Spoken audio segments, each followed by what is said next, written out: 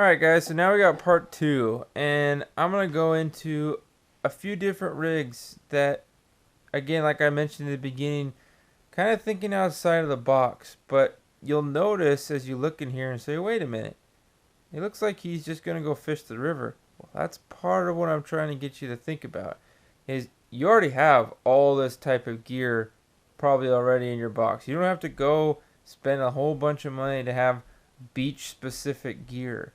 And while it is good to have an assortment of stuff like the buzz bombs, because you never know, but sometimes having what you already have can be just as effective and not having to go spend a ton of money if you don't have to. So, what I really enjoy is thinking outside the box and doing something different than what everybody else is using. And one of these things that I've really come across to appreciate is the spoon.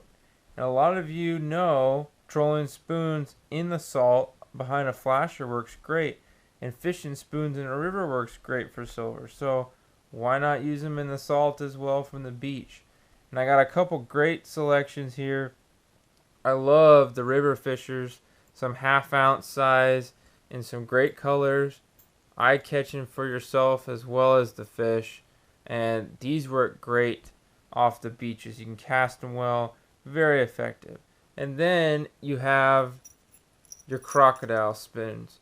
And these spoons mimic the forage that you're going to see around your beaches very well with that teardrop elongated shape. And the colors are awesome as well. So a very awesome spoon, very effective, easy to work and cast.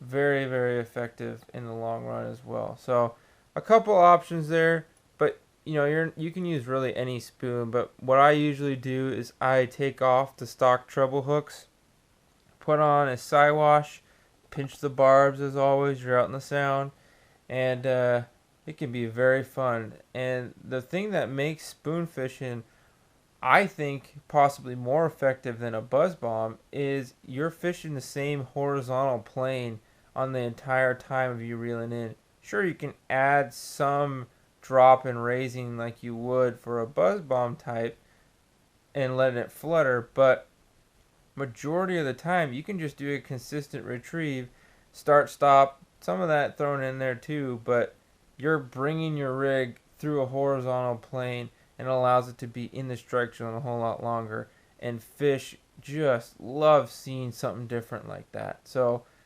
that's the beauty of what a spoon can provide, is it's not as heavy as a buzz bomb, so you can still add erratic motion to it but not be pulling it out of the strike zone entirely. So very effective from the beach.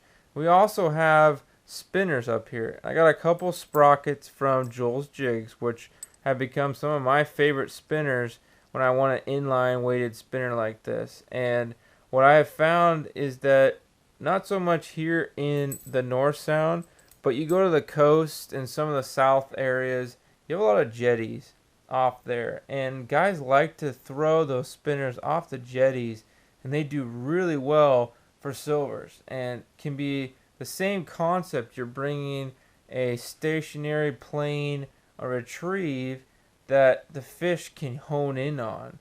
And the vibrations and everything that a spinner can provide draws them in with the flash. Can be really effective. So gotta like that option as well. Very effective. So next though, I have really liked this. So a lot of you guys will notice I have some twitching jigs here, and these are the troublemakers from Joel's Jigs, and have become my new favorite jigs for twitching coho. I'll tell you what, these kill it in the river, and they work just as good in the salt. When you can find fish, everybody knows how willing you can get a coho to hit something that is acting like it's trying to escape. And these troublemakers have a little twitching blade on the bottom of this. So as you're twitching this back in, causing that up and down retrieve motion, you add a little bit of flash in there, you're going to draw attention from fish when they're around, and they hammer these. So I got a, I guess this is a 3/8 ounce and half ounce sizes that are my preferred for fishing the salt. But I'll tell you what, If you haven't tried a twitch and jig out there like that, they can be awesome when you get schooling fish or even staging fish. It can be a very effective way to change it up, thinking outside the box, and get yourself into more fish. So another great option. And going back to something out of the box, you have something different here, and this is my next section, the Wicked Lure. I've been fishing these for a little while now, and I tell you what, these things flat out are so versatile. I love these. So what you're going to do when you pull them out of your packaging, you're going to come rigged with, I think it comes with 6 feet a leader or close to it. I like to take my leader, pull it off, and I'm running my rigs with probably 3 feet a leader on them. And with that, it allows me to have the best fish catching length, and more so castability. You don't want to be casting a super long one. But I got a tangle free weight here with the rolling drop swivel. Allows me to swap out weight sizes at ease. And the nice thing here, you'll notice as you retrieve, that weight stays closer to your bottom, and the spinner doesn't have any weight. So it's free to naturally move in the water and look more natural to the fish, as well as staying a little bit above the bottom. And this is going to give more eye-catching attention to the fish, because most of those salmon are not sitting on the bottom waiting for the food. They're looking up for it. And that's a great way to do it here with the Wickeds, because these come in so many great different colors, some different sizes. This Coho Ocean Troller may be made for trolling in the boat, but it works awesome being casted as well for this purpose with a drift type rig off the beaches. So very effective. If you haven't tried something like this, I tell you what, go pick up a couple of Wickeds. You will not be disappointed. And lastly, I will touch on the bottom section here. I got some good old plugs here that, man, if you get staging fish that aren't biting, that are stacking up, this is what you want to give a whirl.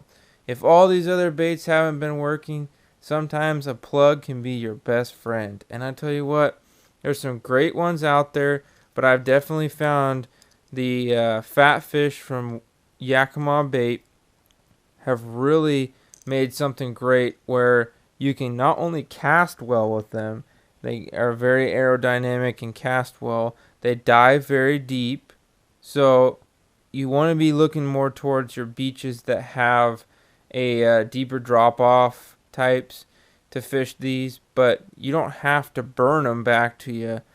You can cast these things out. I change mine out and put the bead chain on with the Siwash.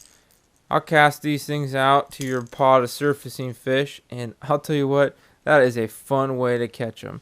So I use the plugs more for staging fish, not necessarily your everyday out there on the water, but your estuaries and stuff like that, very effective to use these. At the bottom, I have your Magworts. Just giving something different, bigger size, a little bit louder rattle, and they dive a little bit deeper. So another alternative, but colors wise, you'll notice with all this stuff, there's always some kind of hint of green. Some kind of hint of green, little flash with the silver. But don't discount some of the darker colors. This Michael Jackson colored plug has slayed the silvers, not just in the river, but the salt as well. And you'll see that I have it with the green butt here in the Magwort as well. So looking at all this here, guys, I hope this advanced stuff is helpful, but really come back to it and think of it as outside the box thinking. Don't do what everybody else does, and watch and observe. If you notice some guys catching something on one specific color, you may not necessarily have that lure in particular, but you can mimic it with something else. Look at how he's retrieving. That is a difference when you can become observant and change your things up and start catching fish, you become the 10% that catch 90% of the fish. So good luck on the water, guys. Thanks a lot for watching. Subscribe to my channel and ask any questions you would like. I'd be happy to answer them. So good luck and fish on, guys.